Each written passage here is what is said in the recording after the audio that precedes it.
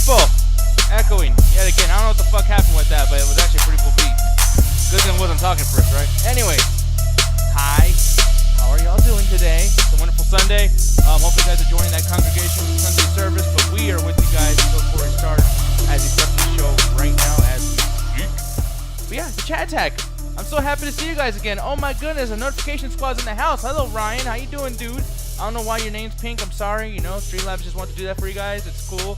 I still think it looks kind of, you know, pretty up in here. Nah, that's some fancy. Yeah, that's a good thing. You know, fancy's still a good thing. But he's like, how you doing? I'm doing good. How's Ganja doing? Ganja, how you doing? Ganja. Yes? How you doing? I'm doing fine, brother. How about you? I'm doing good too. Hey, Jet. Yes. How you doing? The world's basically really sad, and I'm really sad, and everything's going to shit, and I just want it to all end.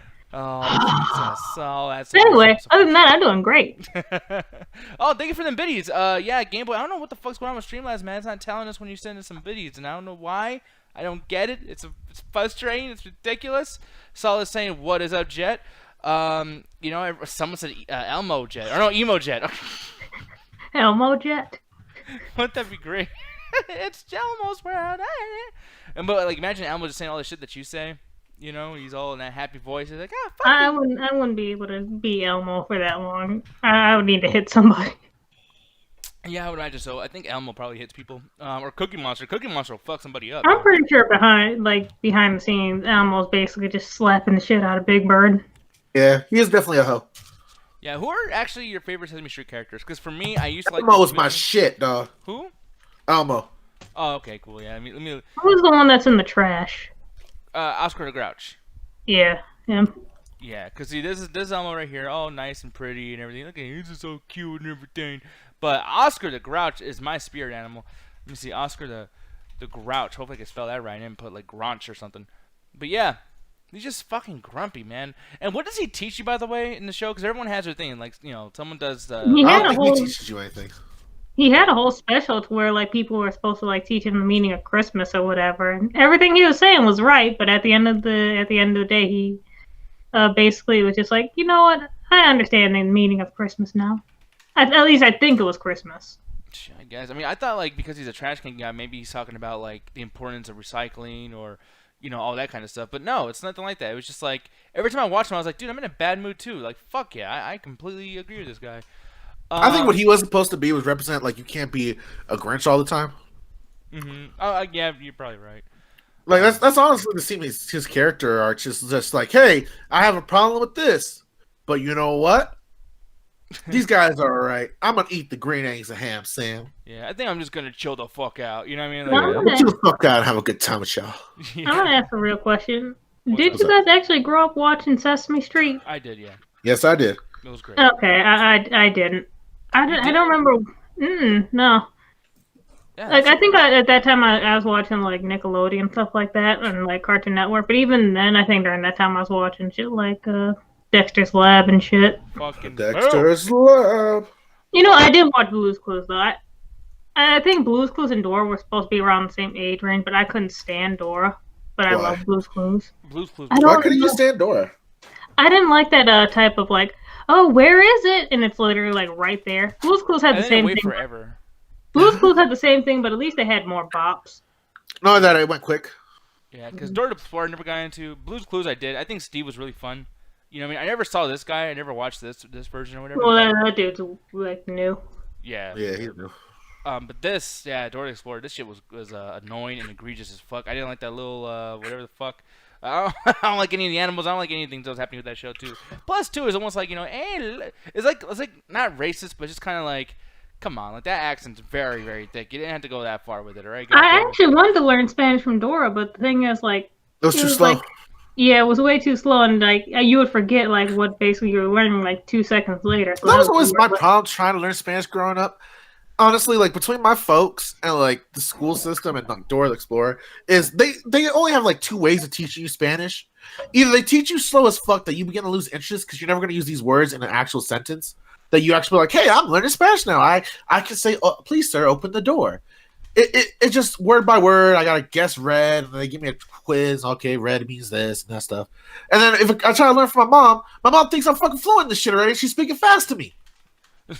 Yeah, Like, exactly. This fucking roll your R's. That's the problem. I don't know how to roll my R's. I don't even think that's important. Oh, what are you saying, Jet? Basically, I think when it comes to like learning any language, you basically have to start off like elementary schoolers do, like basically like writing out stuff and then saying it over and over, writing it over and over, and basically like learn it how you like a kid basically learning English or something like that would, starting from elementary school going up.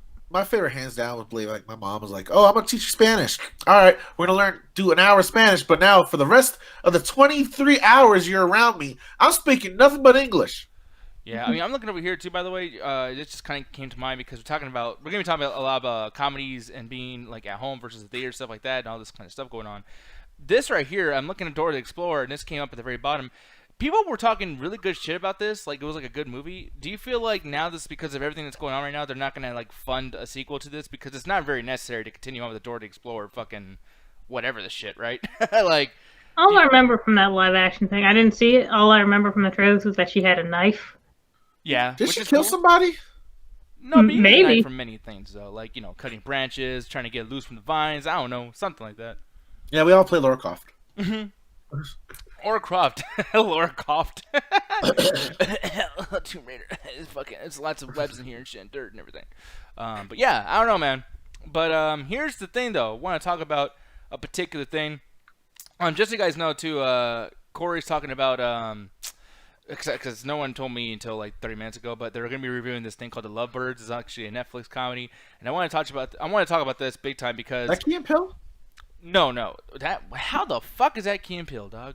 No, not Key and Peele. Keenan, the guy on the right, because it looks like him in just like heavy makeup. No. No. Okay. That still didn't save you at all, dog. Look, I truly am colorblind. That white man looked like a black man to me. He's I not white. don't even think he's a white man. He's Kumail Ninjagi, whatever. Ninjago? What the fuck? No, he's that guy who got in shape, and he's gonna be in the mutants, or not mutants, the fucking the Eternals. Yeah, I'm pretty sure he's Middle Eastern. Yeah, he's I'm just Super. gonna. You know what? I don't even know who the fuck this dude is. Okay, let's see what he's doing. Kumail Nanjiani, that's his name. I was almost right. Goddamn, you're saying cancel Ganja. Yes, make fun of him because he always makes fun of me when I fuck up. You get his ass. I can't believe you said racist things.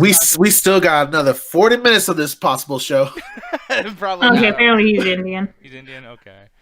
And by the way, he's jumping on everything just to try to get me. He's this. He's that. He's this. Because I know, like, looking at him, like that dude ain't white. He kind of looks white to me a little bit. He kind of looks Greek. But dude, when he said he's like Key and Peele, who are two black guys, and they're like, sorry, the white guy. Key and Peele are not white either, dog. No, I meant that. I thought Key was the white guy in the screen. Oh no, it's all good. I wasn't calling Key white. I was saying he's playing the white dude. Oh, it's all good. But this particular thing is happening, and it's like I've noticed with Double Toasted as well as like other reviewers like Jeffrey Johnson. I'm sorry, someone posted in the chat. He's Pakistani. I was like, "What the fuck is he then?" Yeah, seriously, it's like a fucking Rolodex, or like a random, like a roulette, like a race roulette. You just throw your fucking. I'm ready for someone to throw a curveball my way so I can just call him out, and be like, "He's Asian." No, he ain't. I know that's bullshit. And that's what he actually is, though. It's like fuck. Oh no! Stop getting so much tan, motherfuckers. No, but no, but the thing is, though, is many people have been reviewing like all these comedies. Like for instance, one came out recently called Kareem and Kareem and something. Damn it! Why did I forget these things? I actually had the shit written down and everything too. But like Coffee and Cream. There we go. Thank you so much. But You're welcome. lots of these are doing pretty well. I mean, even something as simple as Extraction, which by the way, like that movie would have made a theatrical release for sure, but because of everything that's going on, they're like, well, no one's gonna talk about this in a nice critical way, so like fuck it, we'll just put it on Netflix. And I'm starting to realize, like, dude, like lots of these movies would probably be like, I mean, I'm looking back in the day, because remember when you used to watch comedies and it would have like the PG trailer on TV and it makes it look fucking terrible, like Superbad, for instance. And it's like, I don't know if this trailer is gonna make me go actually see the movie. I probably would just rather watch all that comedies happened at with home. me. I actually didn't go see Superbad when it first came out. My parents went to go see it because my dad actually kind of likes a lot of those dumb comedies a lot more than I do. Mm-hmm. So they went to go see it and they fell in love with it. And they were like, "You got to come watch it. You're gonna laugh your fucking ass off. It's a great movie." I was like, "Okay, I'll go see it," but it was nothing like the trailers. Yeah, which is surprising. Because like I said, when you saw a movie, it looked so fucking stupid. But I was gonna make a big question here, where it's like, hey man, with comedies and everything that's going on with the theaters and everything, why do they still put out comedies like in theaters, even like the last few years? Because I'm thinking like, dude, like, as funny as I'm gonna like think a movie is, if I see that in a big movie theater with a big screen, it's not gonna make any difference between seeing it on there or just seeing it at home on my monitor or my TV.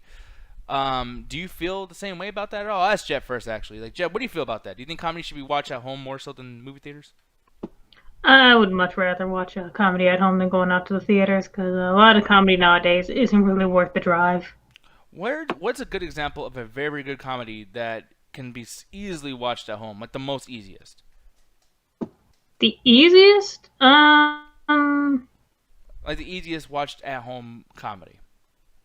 I mean, this is an old example, but I wouldn't go out to the theaters to watch Borat. I'd much rather watch that at home. Okay, that makes perfect sense. Especially that's actually a better thing that even I had fucking set up in my own brain because Borat isn't that I shot a certain way? disagree. Well, 'cause I'm gonna have to become the descendant opinion because the only way I disagree is I don't like Borat when I watch it at home. okay, how? Like That and Bruno. I think it's because I didn't have the environment of. It's like when you go to see stand up. Have you ever seen stand up sometimes? If you go on, like on a Friday night or a Saturday and you're laughing your ass off, and you're like, that's funny. And then you see a bit on the computer of that same kind of joke and it's not as funny, it doesn't hit as well. I truly believe there is an environment to the audience that adds to the experience, especially when it comes to comedies. And Borat and Bruno are complete examples where when I watched it by myself, it wasn't as funny as when I had fucking everyone around me laughing their ass off and like just everyone just enjoying the moment and it just wraps you up in it. So I would say some comedies do good, but like I think Bruno's one of the ones that if you try to watch it like right now by yourself, especially you, Nick, you are not gonna laugh. well, no, but like that's the biggest. You thing, probably won't laugh with Bruno. Well, it really wasn't that funny. I don't think that would work either, like in theaters or at home. Yeah, and Borat. I mean, I've seen pieces of this. Like that's the thing. Is like people like watching stuff with other people. I actually kind of don't, to be honest. I'd rather just watch with somebody I love or whatever. Just kinda I like can't relax. I can't watch comedies like that with like a whole bunch of people I don't know.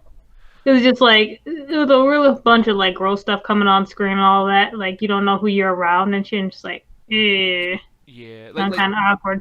well, plus too, like sometimes other people's laughter irritates me. Like if I don't completely agree with how funny the joke is. Like if you look at something like Once Upon a Time in Hollywood, and it's not a comedy, but every time Leonardo DiCaprio is like fucking hippies, and everyone's like oh, it's like dude, that's so it doesn't that joke itself doesn't even have context.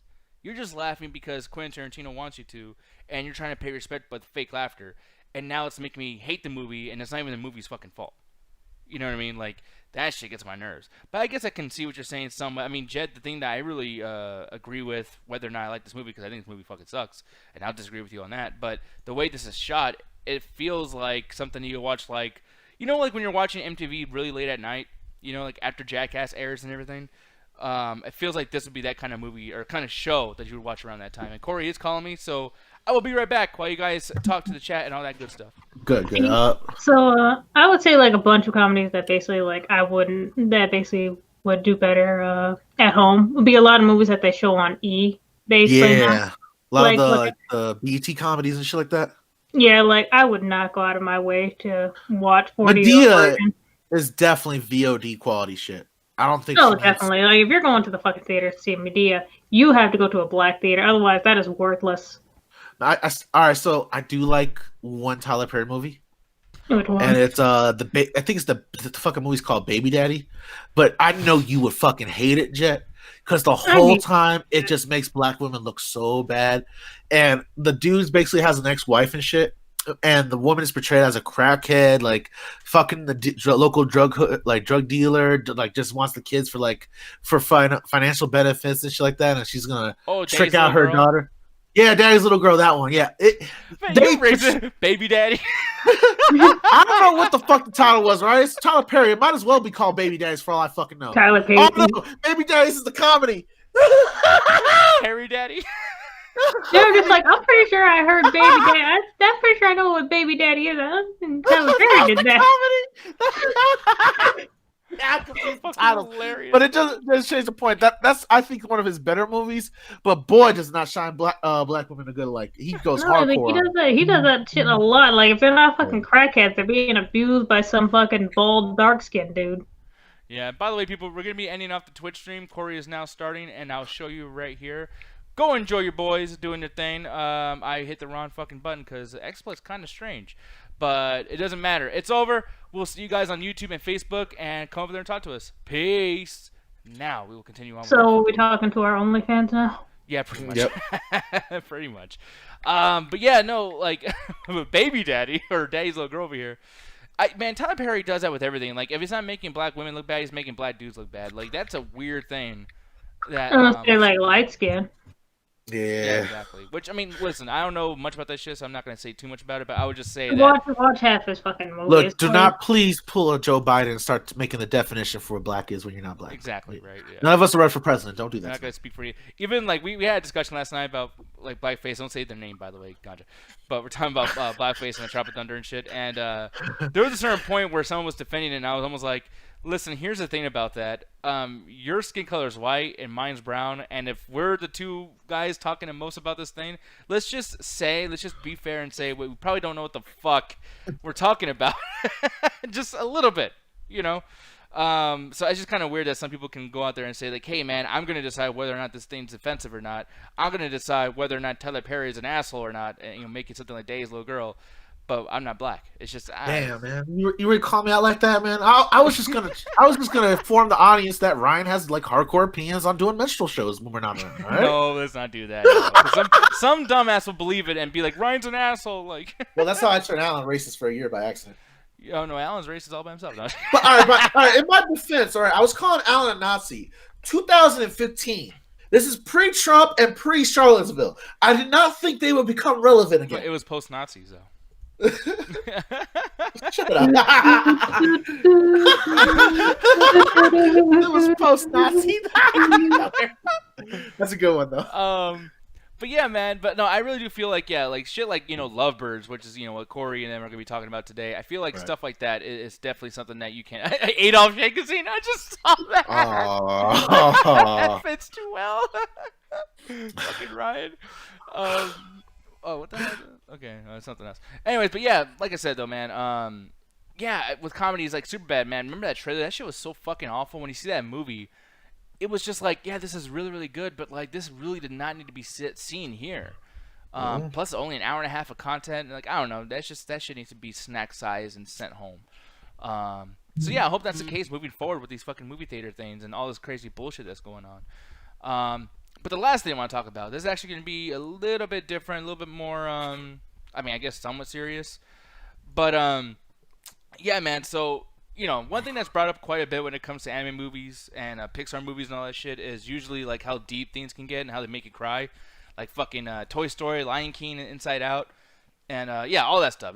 It brings everybody to tears. But the one thing that I don't think is brought up enough is the shorts.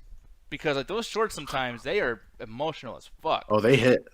Yeah, dude. Like, by the way, before you even continue on, what's like a short do you remember kind of like affecting? The one with the dog when they were talking about dog fighting, and they basically had it was a stray cat with a pit bull, and I guess the pit bull was more on the more kind, loving side. So if you know anything about dog fighting, is they either try to get them out of them early so they become more vicious killers, or they just mistreat them or possibly kill the pit bulls that aren't like known fighters.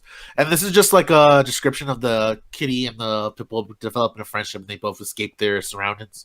Mm-hmm. And I like the Pixar shorts because I feel like they're kind of out of the traditional Disney way of solving your problems in terms of either waiting for someone who's more powerful than you or solving it through some kind of magical element within your life that never really happens. With the shorts, I feel there's a lot more agency on them, where the characters are like, for example, the pit bulls. They actively try to escape their situation. It's not just some magical owner comes by and goes, I will adopt this dog. Yeah. No, exactly. They actually escape, and through there, they by making their lives better, they find a better life. Through a human that adopts them and takes care of both of them. Yeah, and like honestly, like I mean, you're selling me on it, but at the same time too, just think about like you're trying to watch a movie about like toys or whatever. I mean, I don't know what this was in front of, by the way, but like no, this was a separate release. That's one thing they're doing with these shorts. A lot of them are now being separate releases. Yeah, because you know what's kind of funny? This Kipple thing is that this is actually from a company I'm actually about to bring up, or a series I'm about to bring up, the Spark Shorts. Because yeah, they're actually they're getting lots of traction. I mean, they even got an award last year for this thing called Bao or something. I forgot what the fuck it's called. Bao, was it the one with the With the dumpling. Yes, I believe that's what it was. Yeah, and it got an Academy Award last year, so it's like it's fucking crazy. How this company that I never heard Spark Shorts, never heard that name before, but I mean it is what it is, right? So the big thing about this though is that regardless of how good these Pixar shorts can actually be, which by the way too, Jet, like, what's a short that you remember seeing that actually affected you emotionally? Emotionally, I can't remember, but I do remember one I really liked, which was Paper Man. Paperman. Let me see if I remember. Is this that one with like the love letter thing? Yeah. Okay, this was in front of Wreck-It Ralph, right? Did you cry? Did you cry before Wreck-It Ralph even start? Yeah, I think I did. No, I think this was it, right? Or am I tripping? Yeah, it's Paper Man. Yeah, that's it. Yeah, 2012. Yeah, dude, this was great. But Yeah. I like how Jeff found it funny. This is sad. Wait, who said I found it funny? I said I liked it. Wait, doesn't he end up with her in there? How's that sad? There Yeah, was no. there was a beauty with it that was like kind of sad. Like I don't said, know. it didn't really make me sad, but I really liked it. Oh, okay. But nothing really got you emotional though about this. I can't remember a short that actually made me like really sad. Like I thought this was beautiful, not really like sad beautiful. God, there's a short. I can't remember which one it was, but it was like an old man playing chess. Do you guys remember that? It was like from A Bug's Life. I think that's a PIXAR'S. Yeah, that's another Pixar short. Yeah, let me look this up. Doesn't the old man die? Yeah, he's like it's his two friends. I think. Oh no, he's playing by himself. That's what it was, right? No. It's his two friends, and I think it ends with him playing by himself. Yeah. Oh, this. Oh man, my heart's actually hurting now. This is a fucked up one. But dude, like they had. I can't these really believe good they shows. reused that old man for fucking Toy Story 2. Oh yeah, man. This is. I don't know. Like.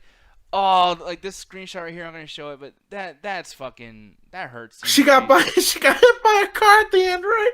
Kirk, I don't know if that's the movie you're talking about, Doc. Is it? I don't remember, like, not the old man, the paper thing. I don't remember her getting hit by a car at the end. No. Yeah, no, it's definitely not it. Maybe he's talking about like what led to Soul or something. Someone got hit by a car. I don't know what the fuck it was. But anyways, the reason why I'm bringing all this up though right now is the fact that there's this short now that many people are talking about titled Out. And I guess what the storyline of this is, I mean, for one, the big thing about this is that it's the first gay main character in any Pixar or anything, which is pretty cool. And I know people are going to be talking about like, yo, what about Woody and Buzz Lightyear have been the strongest gay couple for fucking 2 decades now. no. But I'm thinking of people like, cause like here's the thing, cause this is happening a little bit more and more, but without the subtext. Like for instance, Lena from Onward, she was a character who was gay, but she's barely in a movie. And then you got they were saying they were lesbians from Finding Dory. I forgot what the characters' names are. See, this is one thing Pixar does is they're trying to do it the right way. With a lot of like liberal productions, they try to just do we're gay. See, hey, gay right here, gay right in your fucking face. Where Pixar, what they've been doing so far is just integrating gay characters to their thing. They don't make it a big BuzzFeed article kind of thing. They just show it how it is. Gay people are just a fact of life. Yeah, I guess so. And I guess all are gay lovers. Yeah, which I don't know. I guess I could see that too. But yeah, I'm looking at this, and I haven't actually watched this or anything. But my question to you guys are something like this becomes the norm. Do you think that more companies and studios are going to want to take on the responsibility of telling these stories? Or The thing is, like, there was already another short out that basically had a main character who was basically gay and coming out and whatnot. If I remember the name of it, I'll tell you. Basically, it's about this boy who basically has a crush on like another boy at school, and his heart basically like goes out. Like his heart basically like personifies him, tries to go out and basically try to get the boy's attention and whatnot, and it ends with basically like him being exposed for being gay, and then like the guy he was crushing on, basically it turns out he was also gay. The thing is, like, but just didn't tell him or whatever. Or? No, basically just like it just turns out like, okay, yeah, he's attracted to him too. Like the thing is, like the short had no sound or whatever. Not no sound, but like no talking. Yeah, no dialogue. Yeah. No, The thing is, I can't remember the name of it. Let's see. I'm gonna look that up really quick. I'm just gonna type in gay short. It was pretty well done. It was cute. The gay short. Yeah, and it was just showing me gay short, man. God damn it! Like, internet, Google, you're crazy, bro. But anyways, as far as this thing goes, though, my big question, though, I mean, it's like, yeah, I don't know if they're gonna, because like, here's the thing, doing something like this is honestly walking a tightrope because you're gonna be pissing off the people that are conservative and from yesteryear, Oh, it's called In a Heartbeat. Huh? It was called In a Heartbeat. In a Heartbeat. I'm gonna look this up really quick. Let me see. I'm gonna pull this up right here. In a Heartbeat. Let's see. And is it a Pixar short or is it No, it's just a short in general that basically also did the whole gay thing and actually did it pretty well. It was cute. Oh yeah, yeah. I actually like the way this is animated too. It's pretty cool. Yeah. I'm surprised I didn't hear about this before because people are starting to do this. I mean, look at Beauty and the Beast and all this shit. Live action Disney stuff. Everyone's trying to go with the gay thing, and it's like this. For me to not even hear about this is kind of crazy. But yeah, I don't know. This is really animated well, man. I wish I knew more about this. Oh, and in terms of like, I just remembered one in terms of basically shorts that have like emotion and stuff like that. Actually, one recently that came out that I think actually won an award was Hair Love. Hair Love? Mm-hmm. Let me see. I'll look this up too. Let me see. It's right here. I guess it's a YouTube video, but oh, it's from Sony Pictures Animation. Look at Sony. Yeah. Mm-hmm. And it did win an Oscar. Yeah. No, this animated pretty well too, but or drawn pretty well. Yeah. And this is from 2019 or 2018? Yes. Yeah, it came out pretty recently. Yeah. No, man, but like, I don't know. I like these shorts, and I like that like now the shorts are actually having trailers now. Like apparently this thing without actually had a trailer that came out, and I'm just kind of like, oh, dude, that's pretty cool that we're hyped for the thing that hypes the movie they're about to watch now. So I mean, I don't know. It's a cool thing to see that actually happening, but at the same time too, I'm looking at this and I'm like, with the idea of walking a tightrope and doing this stuff, do you guys think that maybe with the state that we're in, maybe people are realizing that, or maybe like the companies are realizing that they can actually put something like this out now because our sensitivities are not so crazy about gayness or showing kids gayness because we actually have some real shit to deal with, like pandemics. You know what I mean? Like, do you think that has anything to do with them actually coming out with something like this? The thing is, it's not really harmful in the first place, so you should really have no problem putting it out. The thing that was weird is like back in the day in 2005. Like I remember. This would have been. Oh, this no, would have been piss people fucking off. everywhere. Yeah. Yeah, and it's fucking crazy because it's like I remember like the big complaint that white. I'm not even gonna say white. I'm sorry. I didn't mean to say What white. America? But, start quoting the Eminem song. But just conservative types of people, they would do this thing where it's like, I don't want to talk to my son and have to explain to him what the gayness is. It's like, okay, are you more upset that the kids actually learn about this, or are you upset that you actually have to be a parent and have to explain shit with your fucking mouth? Also, that's too bad, Susan. You're gonna have to deal with it. You can't hide your kid from basically like gay people forever. Yeah, it's like a weird thing, and I've seen many people do that, and like I've noticed that now, like 2010 and after, is probably not as much of a big deal. But it is a shock that it took this fucking long for something to happen. So, oh yeah, I'm showing Hair Love, my bad. But with this, I'm like, it's taking so long for them to actually make a short like this and make a gay character be a main character. So I'm like, I don't know. Like, even though we're looking at this like, oh, it's not harmful for kids to know, but clearly there's somebody in this fucking organization who's decided we gotta wait till 2020 to put something like this out there. You know what I mean? They want that Disney Christian money. I guess so. Yeah. I think what's the biggest thing going on here is with gayness. I guess that's the best way to put it. With gayness or just LGBT stuff being more accepted in the American mainstream culture, and even taken on by the local family unit, you're seeing the trend of like gay people who are now more likely like upper income level being more comfortable coming out as gay. And with them coming out as gay, and a lot of like the quote unquote white gays are like professional types who love Disney. They're starting to develop an economic power. It's the same thing like in the 90s and early 2000s when everything was trying to cater to the black dollar because that was becoming a strong thing where everyone was trying, even if like white movies were trying to be urban centric, so they can like sell it to like the black community. Honestly, that was coming up and actually starting to make money. And it's the same thing was going on with the gay community. Well, I support it because we should be accepting LGBT stuff and we should be accepting gay people. But it's being backed by money, honestly, what it is because Pixar feels safe enough in their investment that they can lose the Christian dollar, but they know that the gay dollar will pick it right back up and it's not going to be a hit in the market. Because that's honestly, like Disney has notoriously had writers and animators that are progressive down to like left-wingers. And they've always done stuff that are either hinted at throughout the series in Disney films, or stuff they even try to be pushed, like even like a just be nice to everyone agenda. That's always what Disney movies have been. And with this now open up, you're going to see these people now be more safe in their job security by actually being allowed to do like, you know, LGBT stories, telling about people's experience, like coming up gay, developing their first gay crushes, stuff that you didn't see when me and you and Jet were growing up, because the gay dollar wasn't strong enough. Everyone wanted to be in the closet back then. And now with the community being out and open and actually having an economic viable power, not all of them, because like transgender people of color get treated on like shit, but some of them actually do have economic power now that you're seeing Disney starting to cater to them, at the risk of losing the Christian dollar, which has been their biggest fucking market since the 70s. Mm-hmm. Yeah, exactly. So yeah, I mean, like I said, I'm in full support of something like this. It's pretty cool that they're actually doing it, but at the same time too, I do want to put it out there that, you know, Spark Shorts, you know, there are people, they're a group or a series that has a lot of money, has a lot of backing, that they can actually do something like this and not have a lot of risk.